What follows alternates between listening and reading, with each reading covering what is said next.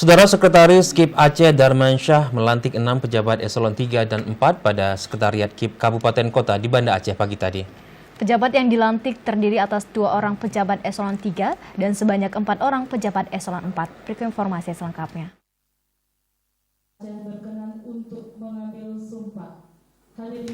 Keenam pejabat eselon 3 dan 4 yang dilantik, Razali, Sekretaris KIP PD Jaya, Teku Johan Firgiansa, Sekretaris KIP Loksmawe, serta terdapat 4 kepala subbagian dari Sekretariat KIP Aceh Tengah, Aceh Barat Daya, dan Aceh Jaya.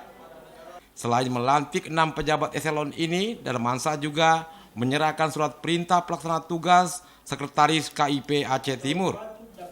Dalam sambutannya, Sekretaris KIP Aceh Darmansyah berpesan agar pejabat yang menempati posisi jabatan baru mampu melaksanakan tugas dan profesional dalam mengelola pertanggungjawaban keuangan dengan baik.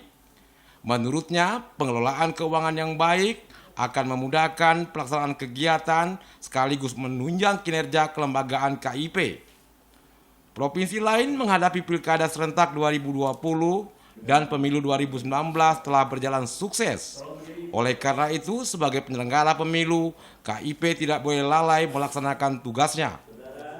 Di tahun ini adalah tahun terakhir, tahapan terakhir dari pelaksanaan pemilu kada serentak, pemilu serentak di mana pemilu legislatif, pemilu pemilihan presiden dan wakil presiden itu sudah sukses kita laksanakan.